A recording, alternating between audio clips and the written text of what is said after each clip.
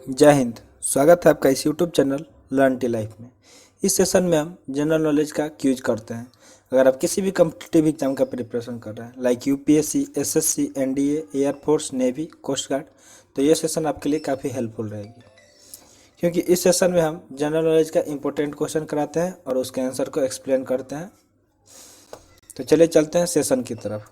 देखिए, अगर आपको किसी भी क्वेश्चन का आंसर पता होगा तो आप क्वेश्चन नंबर और ऑप्शन ब्रैकेट में डाल के कमेंट कीजिएगा, ताकि आपको पता चलेगा कि इस सेशन में मुझे कितने जनरल नॉलेज का आंसर पता था और कितने का नहीं पता था। और तो चलिए देखते हैं। सबसे पहला क्वेश्चन आपके सामने है, modern football is said to have evolve from. ये जो मॉडर्न फुटबॉल है, ये कहाँ से इवॉल्व हुआ था? ऐसा कहा जाता है कि ये कहाँ से इवॉल्व हुआ था। तो ऑप्शन है इंग्लैंड, ऑप्शन बी है इंडिया, ऑप्शन सी है फ्रांस और ऑप्शन डी है स्पेन। तो आइए बात करते हैं इसके करेक्ट आंसर का। तो इसका करेक्ट आंसर हो जाएगा इंग्लैंड। ठीक है, जो मॉडर्न फुटबॉल है वो इंग्लैंड से इवॉल्व हुआ था। कहाँ से इवॉल्व हुआ था? Evolve from England. Next question आपके सामने है, nowadays many novel chemicals are being synthesised term as xenobiotics. मतलब बहुत सारे केमिकल को सिंथेसाइज किया जाता है, जिसको हम लोग क्या टर्म देते हैं? जेनोबायोटिक्स बोलते हैं। The unique features of this is what they are. मतलब इनका एक यूनिक फीचर्स होता है, और क्या होता है जो यूनिक फीचर होता है इनके पास? तो एक फर्स्ट है बायोडिग्रेडेबल, सेकंड है नॉन बायोडिग्रेडेबल, थर्ड है पोज ऑन इन्वायरमेंटल थ्रेट, और फोर्थ है दे आर इन्वायरमेंटल फ्रेंडली। तो और फिर इसका ऑप्शन दिया गया है। ऑप्शन ए में है 1 और 3 पॉइंट, बी में है 2 और 3 पॉइंट, सी में है 1, 3 और 4 पॉइंट, और डी में है 1, 2, 3 और 4 पॉइंट। तो इसमें से आपको सिलेक्ट करना है कि ये जो नोवेल केमिकल्स को सिंथेसाइज किया जाता है, जिनको हम लोग जेनोबायोटिक्स टर्म देते हैं, तो उनका यूनिक फीचर क्या होता है। तो आइए बात करते हैं इसका आंसर का। तो इनका यूनिक फीचर्स क्या होता है? ये क्या होता है? तो नॉन बायोडिग्रेडेबल होते हैं। अब देखिए, नॉन बायोडिग्रेडेबल और बायोडिग्रेडेबल के बारे में बात करते हैं। तो बायोडिग्रेडेबल वो होते हैं जो डिग्रेड हो जाते हैं, छोटे छोटे पार्टिकल में टूट के मिक्स हो जाते हैं, और वो क्या करते हैं, जो हमारा इकोसिस्टम है और नेचर है उन पे इफेक्ट नहीं डालते हैं। जबकि नॉन बायोडिग्रेडेबल क्या होते हैं, ये वैसा नहीं करते हैं, ये नहीं टूटते हैं, छोटे छोटे पार्टिकल में जैसे का तैसे रह जाते हैं, और पोल्यूशन भी क्रिएट करता है, हमारे इन्वायरमेंटल और इकोसिस्टम पे काफ़ी ज़्यादा इफेक्ट डालते हैं, जैसे प्लास्टिक्स वगैरह हो गया। तो क्या होता है, प्लास्टिक को मतलब सड़ने और गलने में करोड़ों वर्ष लग जाते हैं। तो ऐसे क्या हो रहा है कि धीरे धीरे हम लोग अगर ज़्यादा मात्रा में प्लास्टिक यूज कर रहे हैं, तो उनका क्या अमाउंट बढ़ते जा रहा है, और मतलब कूड़े करकट जहाँ हम लोग फेंकते हैं वहाँ वैसे ही वो ढेर बनता जा रहा है, जिससे काफ़ी ज़्यादा स्पेस भी ऑक्यूपाई कर रहा है और पोल्यूशन भी कर रहा है। ठीक है, तो ये क्या हो गया, ये bad effect of non biodegradable things हो गया। इसलिए सरकार क्या कर रही है, प्लास्टिक को बैन करना चाह रही है।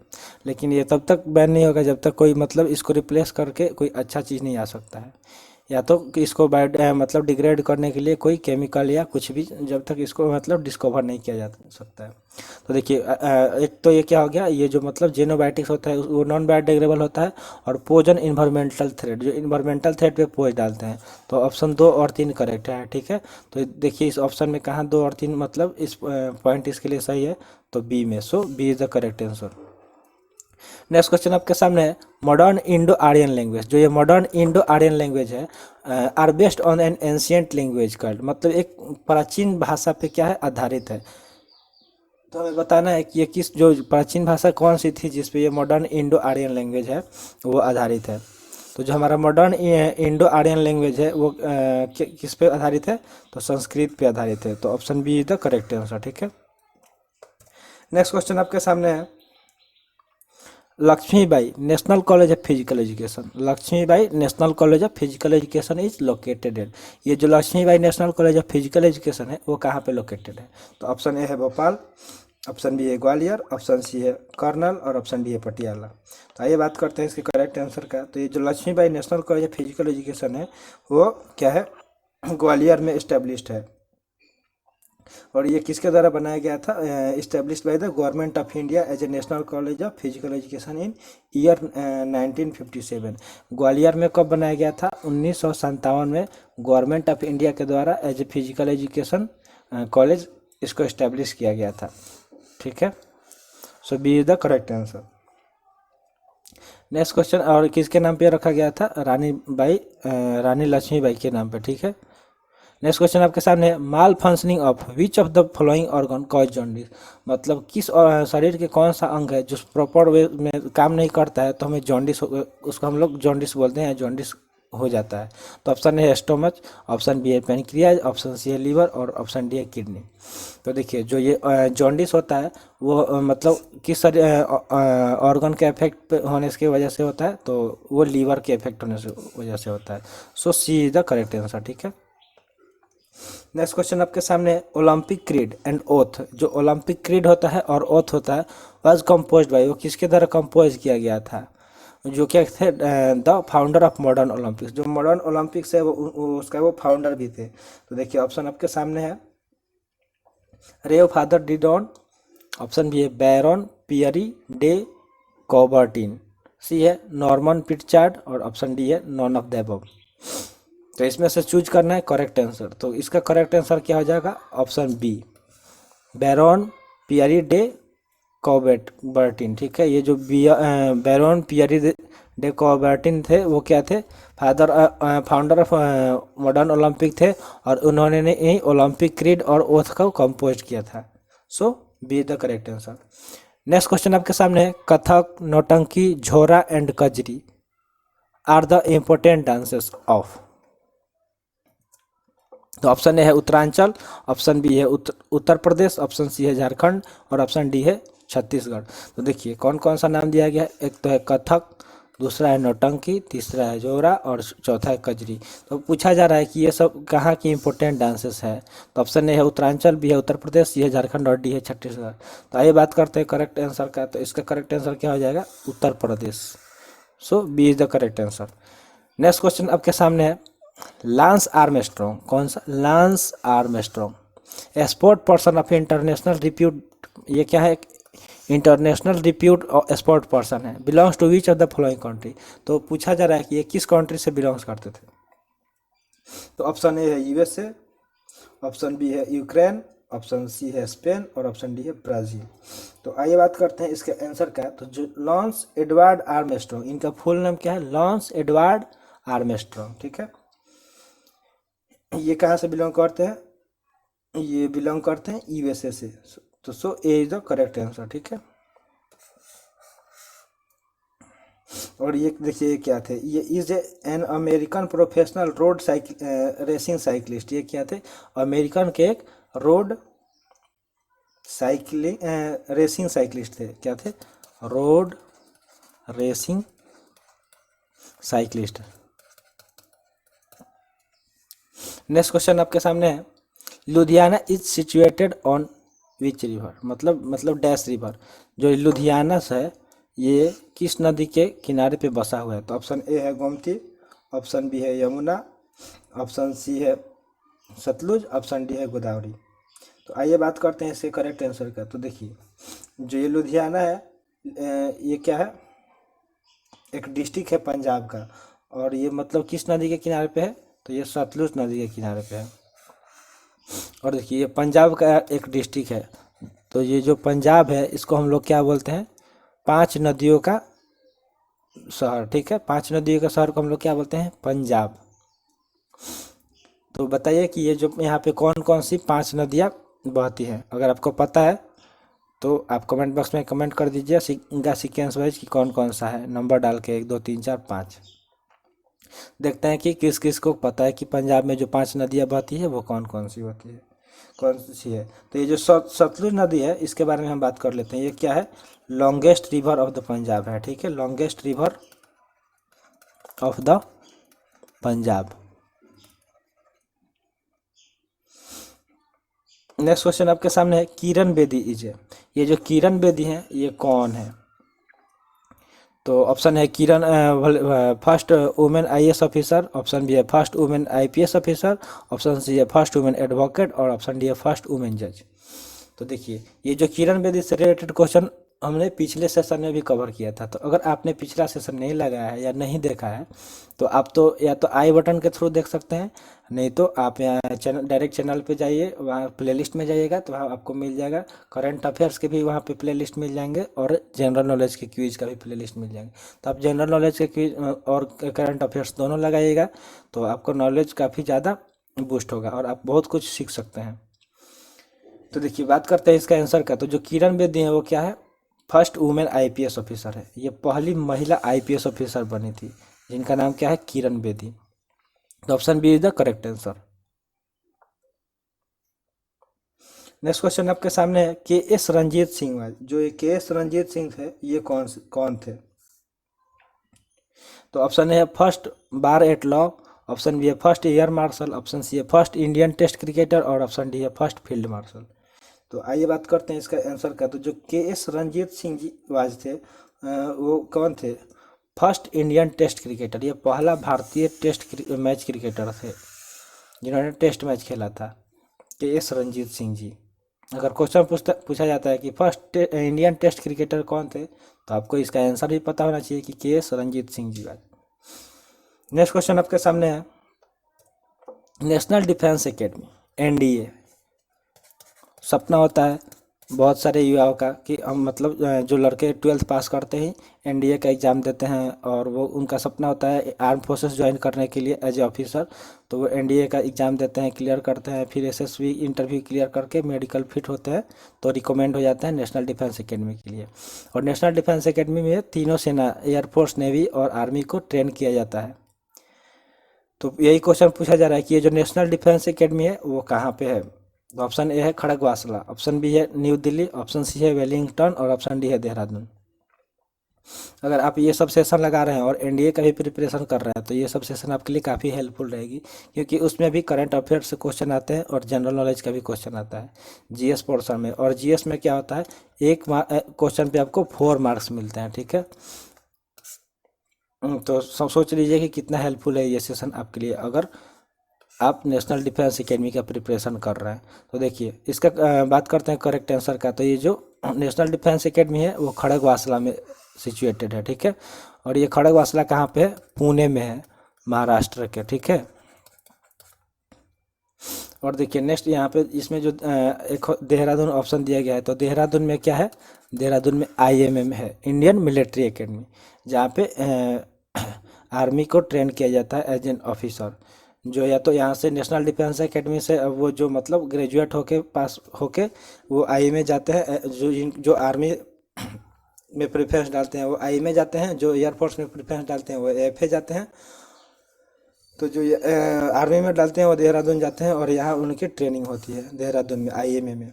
तो ये आईएमए कहाँ पे है, देहरादून है। नेक्स्ट क्वेश्चन आपके सामने है, मोडवेट। मोडवेट क्या है, मोडवेट इज। तो ऑप्शन है modified value added, option B है term used in exercise which is a new scheme of indirect taxes और ऑप्शन सी है scheme which allow a manufacture to claim instant reimbursement of the exercise duty paid on the raw material used for the production of the final good। और option D है all of the above. तो देखिए समझते हैं इसके option को। ये क्या है, मोड का यहाँ पे जो ऑप्शन ए है वो उसका फुल फॉर्म बता रहा है कि modified value added. Option B है term use in exercise which is a new scheme of indirect taxes. जो एक इनडायरेक्ट टैक्सेस होते हैं इसका एक ये नया मतलब स्कीम है, उसको हम लोग मॉडरेट बोलते हैं, या scheme which allowed a manufacture to claim instant reimbursement of the exercise duty paid on the raw material use for production of final good. मतलब हम लोग किसी भी गुड्स को तैयार करते हैं मतलब वस्तु को, तो उसके लिए हमें पहले क्या होती है, रॉ मटेरियल की ज़रूरत होती है।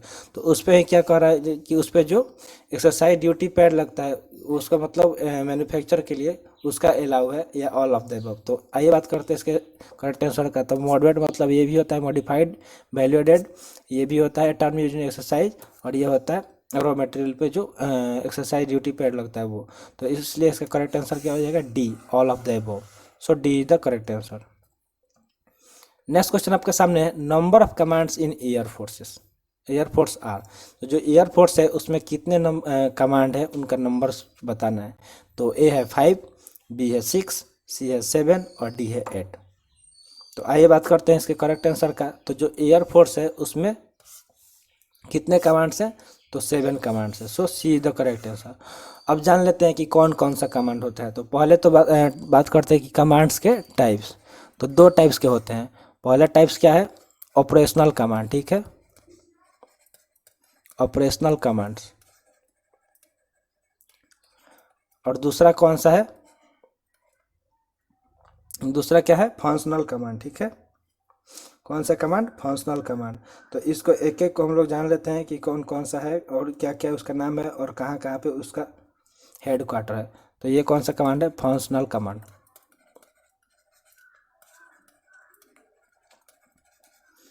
तो देखो ऑपरेशनल कमांड में कितने कमांड है? 5 है, और फंक्शनल कमांड में कितने हैं? 2 है। तो टोटल मिलाकर कितने कमांड हो गए? 7 कमांड। इसलिए हमारा सी हो जाएगा करेक्ट आंसर। तो देखिए ऑपरेशनल कमांड में पहला क्या आता है? पहला कमांड है CAC, मतलब सेंट्रल एयर कमांड, जो कि जिसका हेड क्वार्टर कहाँ पे है? इलाहाबाद में है। इलाहाबाद, इलाहाबाद कहाँ पे है? यूपी में है, ठीक है। उसका दूसरा जो कमांड है उसको हम लोग क्या बोलते हैं? EAC, eastern air command. क्या बोलते हैं? Eastern air command. तो ईस्टर्न एयर कमांड का हेड क्वार्टर कहाँ पे है? शिलोंग में है। यहाँ पे शिलोंग में, और शिलोंग कहाँ पे है? मेघालय में। उसके बाद आता है थर्ड वाला, जो थर्ड कमांड है वो कौन सा है? तो उसको बोलते हैं SAC, साउदर्न एयर कमांड। तो साउदर्न एयर कमांड का हेड क्वार्टर कहाँ पे है? तो तिरुवनंतपुरम में है, ठीक है। तिरुवनंतपुरम में। और तिरुवनंतपुरम कहाँ पे है? केरला का ये राजधानी है। उसके बाद आता है चौथा, चौथा एयर कमांड कौन सा है? तो जो चौथा एयर कमांड है उसको बोलते हैं south western air command. South western air command. South western air command का हेड क्वार्टर कहाँ पे है? तो ये है गांधीनगर, गुजरात के। गुजरात में एक गांधीनगर शहर है, वहाँ पे इसका क्या है? हेड क्वार्टर है, ठीक है। नेक्स्ट क्वेश्चन, सॉरी नेक्स्ट आपके सामने नेक्स्ट है पांचवा जो कमांड है, वो पांचवा कमांड कौन सा है? WAC, वेस्टर्न एयर कमांड, ठीक है। तो वेस्टर्न एयर कमांड का हेड क्वार्टर कहाँ है? सुब्रोतो पार्क। सुब्रोतो पार्क कहाँ पे है? तो ये सुब्रोतो पार्क जो है हमारा कहाँ पे है? न्यू दिल्ली में है। न्यू दिल्ली में सुब्रोतो पार्क है। और ये हमारा ये कौन सा कमांड हो गया? ये सब ऑपरेशनल कमांड हो गया। अब बात करते हैं फंक्शनल कमांड का। तो फंक्शनल कमांड के 2 हैं, कौन कौन से? पहला कौन सा है? पहला को हम लोग क्या बोलते हैं? ट्रेनिंग कमांड, शॉर्ट में उसको बोलते हैं TC। और ये ट्रेनिंग कमांड कहाँ पे है? बेंगलोर में है। बेंगलोर में है, और इसका बेंगलोर कहाँ पे है? कर्नाटक में, ठीक है। और दूसरा जो है इसको हम लोग क्या बोलते हैं? MC, मतलब मेंटेनेंस कमांड, ठीक है। शॉर्ट में MC बोलते हैं, मेंटेनेंस कमांड। तो मेंटेनेंस कमांड का जो हेड क्वार्टर है वो कहाँ पे है? नागपुर में है। नागपुर में, और नागपुर कहाँ पे है? तो महाराष्ट्र में है, ठीक है। तो अब आई होप आप समझ गए होंगे कि जो एयरफोर्स है इसके कितने कमांड्स होते हैं। मतलब 2 टाइप्स के कमांड होते हैं, पहला ऑपरेशनल कमांड, दूसरा फंक्शनल कमांड। और अपने ऑपरेशनल कमांड के कितने कमांड्स हैं? तो 5 है। कौन कौन से?